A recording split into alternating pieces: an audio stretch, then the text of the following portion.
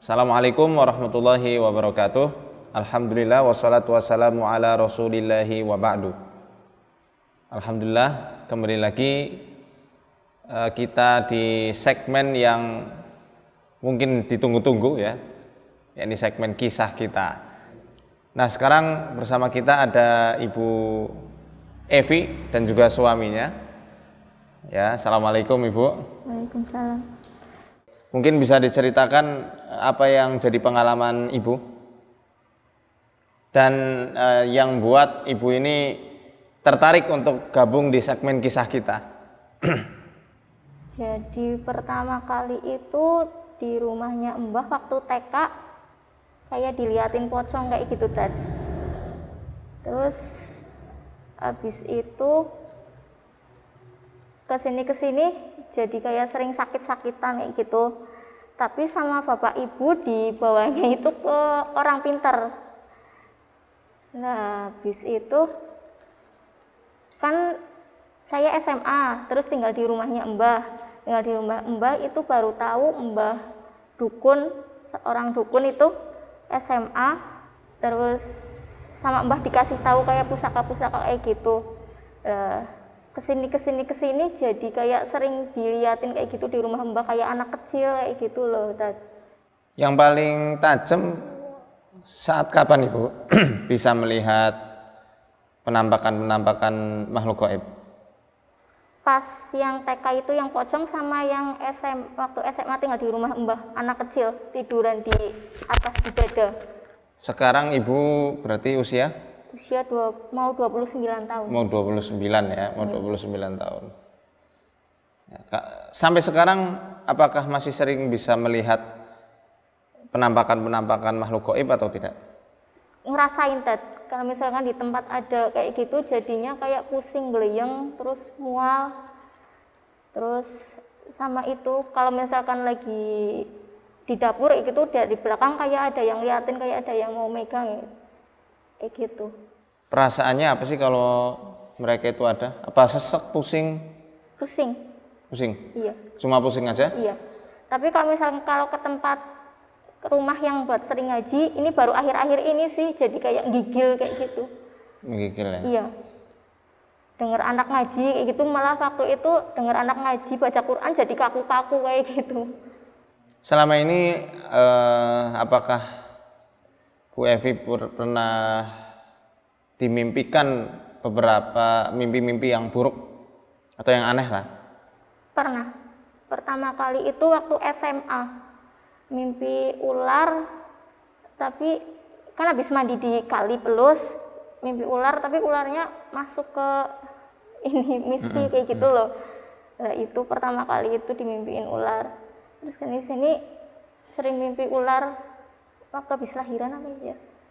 Yang oh iya, sering ditidurin kayak orang laki-laki tapi nggak kelihatan, nggak kenal orangnya, cuma kukunya itu hitam-hitam Dad.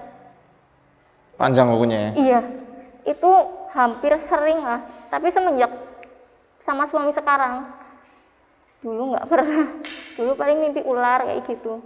Dulu itu pernah dekat sama orang pinter, ceritanya ya, kan dulu saya jualan ayam potong, terus buat penglaris gitu lah, orang pinternya suruh ngelarisin kayak gitu, bikin laris kayak gitu. Nah, mainan-mainan kayak gitu itu di rumahnya itu istrinya orang pinter itu jadi kayak orang tinggi hitam itu jalan itu semata-mata saya langsung masuk takut. Cuma jalan aja nggak ngampirin? Enggak. Ibu ngapain gitu? Enggak, jalan. Jadi berapa 4 bulan yang lalu itu sakit kayak kaku-kaku kayak gitu. Jadi sebelum hari itu di rumah itu lagi sering kayak ada belatung gitu loh kan. Sebelum hari ketemu sama orang pinternya? Bukan, sebelum saya parahnya yang sebelum parahnya. Itu kan parah ini kan 4 bulan yang lalu awalnya. Nah itu sebelum itu sering apa? Ada di rumah ada belatung gitu kan. Nah pas kita nggak inget tanggalnya, harinya kita nggak inget, tapi saat itu udah malam ya setelah isana itu istri mendadak kayak sesek terus kejang, badan kaku kayak gini lah, kaku semua, dingin badan kayak orang mau kerasukan. Karena kan dia memang pernah kerasukan juga sih. Nah, itu kita bawa rumah sakit.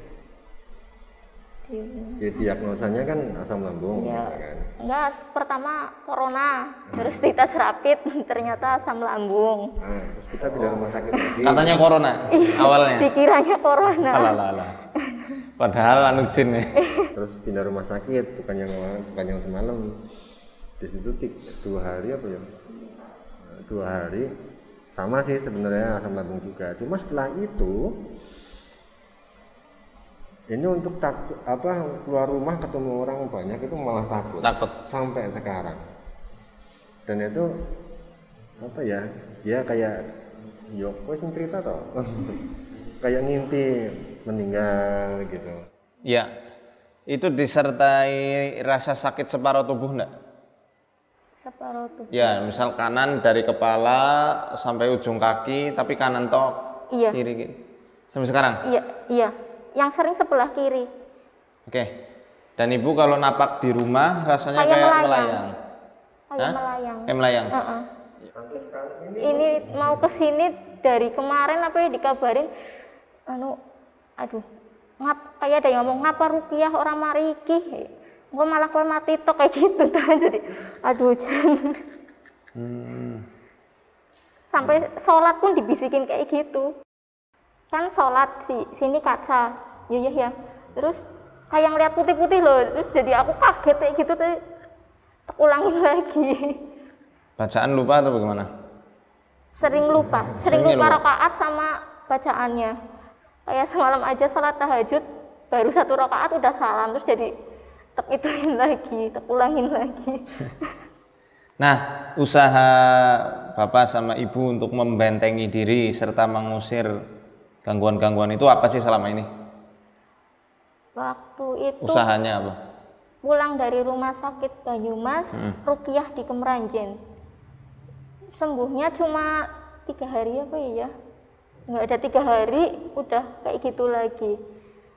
Terus rukiah 2 minggu kemudian rukiah lagi di dekat SMP 5. Waktu di rukiah nggak ada efek apa-apa, kan ditemenin sama adik sepupu itu kan juga indigo, itu sama adik juga nggak ngefek apa-apa. Adik saya ikut rukiah nggak ngefek apa-apa.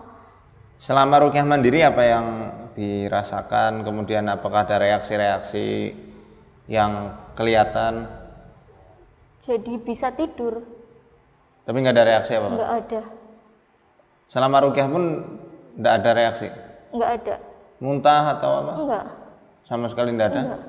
Cuma jadi udah nggak takut ngelihat, bahkan sering baca Quran kayak itu, sering tadarusan, udah nggak takut lagi.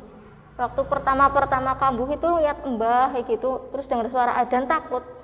Berarti sekarang udah nggak ada rasa takut atau apa? Kalau dengar azan sekarang ini? Sekarang masih ada bisikan-bisikan. Bisikan masih ada? Iya. Terus rasa takutnya itu kumat-kumatan jamnya. Nah, biasanya jam berapa takut itu muncul? Asar sampai maghrib, terus jam 9 pagi sama jam 12 malam.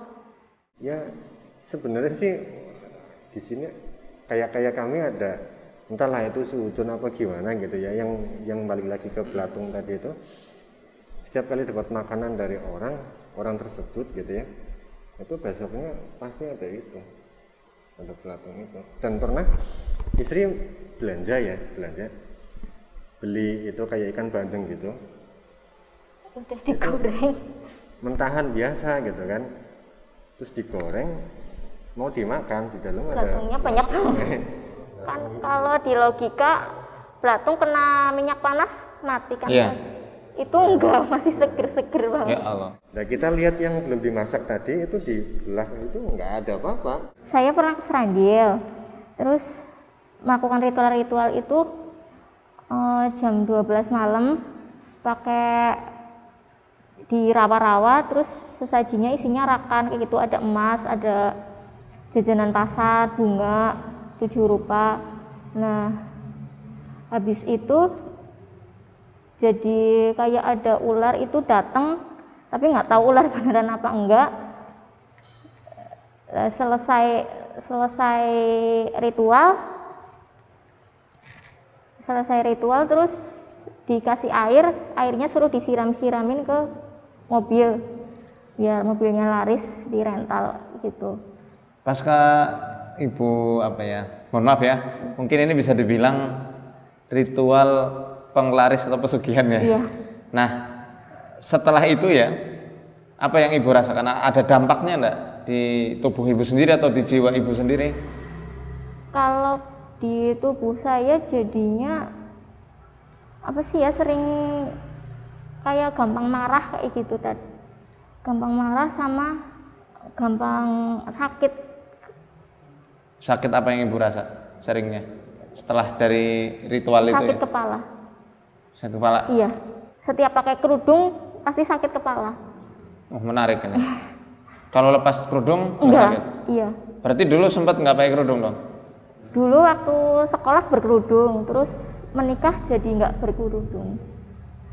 Tapi sebentar ya? Iya, 4 tahun. 4 Oh, 4 tahun. 4 tahun ya. 4 tahun. Lama. Itu karena sakit kalau pakai kerudung? Iya. Efek dari ritual-ritual Iya. pesugihan itu? Iya. La haula wala quwwata illa billah. Jadi pas lahiran itu bayi seminggu itu anaknya nangis terus. Nah, kulitnya itu jadi kayak cicak kayak gitu. Kelihatan ototnya kayak sisik-sisik ular kayak gitu loh, kayak ular lagi nyelungsumi kayak gitu ta. Cuma di tangan aja apa seluruh tubuh? Seluruh tubuh. Nangis terus. Jadi sama bapak saya sama almarhum mbah saya, dua-duanya itu bapak saya sama almarhum mbah saya serandil, nggak tahu dimintain apa, terus dibalurin, terus jadi kayak angin gede kayak gitu. Anaknya terus diem, terus sekarang sembuh, sampai sekarang sembuh. Berarti termasuk ritual Nyi Blorong ya? Iya, terus ditanyain ke sana kok bisa anaknya kayak gitu, maksudnya kok bisa kayak gitu ya, soalnya saya punya darah dari mbah itu ikatan ke sana loh, sama mbah kan dulu pernah dilarang jangan ke serandil. Emas ini menarik sekali ya, emas kok dilarung gitu. Berapa kilo atau berapa Cuma gram? 1 gram tuh. 1 gram? Iya, kan syaratnya kayak gitu, ada emasnya 1 gram, terus jajanan pasar, kembang 7 rupa. Lalu timbal baliknya apa? Apa yang bisa Ibu bawa pulang untuk Cuma keuntungan air. usaha? Cuma air toh? Iya, buat disiram-siramin. Tapi juga efeknya besar, langsung laris banget itu. Langsung drastis lah, nambah mobilnya cepet kayak gitu. Ya Allah ya Rabb. Tapi habisnya juga cepat. Oh, jadi naiknya tuh naiknya cepat, turunnya 2 cepat. tahun langsung brek kayak gitu. Turunnya itu karena apa, maaf? Itu diputus yang anak saya yang nomor 2 sisikan, terus diputus sama mbah. Oh, jadi dulu Mbah karena punya kemampuan Iya. supranatural memutus perjanjian ibaratnya, memutus tali antara perjanjian Ibu dengan Blorong itu. Iya. Habis itu langsung drastis turun. Iya, langsung brek, langsung dan benar-benar ambruk. Dan itu jangka waktunya cepat banget, tidak ada jeda. Enggak ada. Langsung brek dan brek, langsung brek. Naiknya cepet, langsung bisa beli mobil 3 waktu itu, kan mobilnya waktu itu cuma 2. Terus beli mobil 3, terus 2 tahun langsung brek dan brek. Subhanallah ya, ini bisa kita ambil pelajaran teman-teman bahwasanya ritual-ritual pesugihan itu jane bukan bikin sugih, malah bikin melarat. Ya, bikin melarat, bikin bangkrut dunia akhirat. Kalau tidak ditobati, alhamdulillah Ibu Evi ini beserta suami sekarang datang dalam keadaan bertobat, pengen hijrah betul-betul, memegang teguh Quran dan juga sunnahnya Nabi Shallallahu Alaihi Wasallam. Maka insya Allah dosa-dosa yang lalu Allah ampuni. Ya. Ingat bahwasanya minta tolong sama jin pasti yang bertambah adalah rohako. Itu jelas apa yang telah Allah firmankan dalam surat Al-Jin ayat 6. A'udzubillahi minasyaitonirrajim wa annahu kana rijalun minal insi ya'uduna birijalin minal jinni fazaduhum rohako. Bahwasanya ada laki-laki dari golongan manusia yang minta tolong kepada laki-laki dari bangsa jin, maka akan bertambah kesesatan atau kesengsaraannya. Ya, nyata ya, bahwasanya kekayaan yang dijanjikan oleh jin, entah itu Nyi Blorong atau yang sejenisnya, itu cuma kekayaan semu saja. Hati-hati, karena efeknya bukan hanya pada diri sendiri, bahkan anak ya Ibu ya. Anaknya nggak tahu apa-apa, yang baru lahir tiba-tiba sudah terkena gangguan dari Nyi Blorong itu. Mungkin nanti setelah ini langsung kita ruqyah saja. Alhamdulillah. La haula wala quwwata illa billah.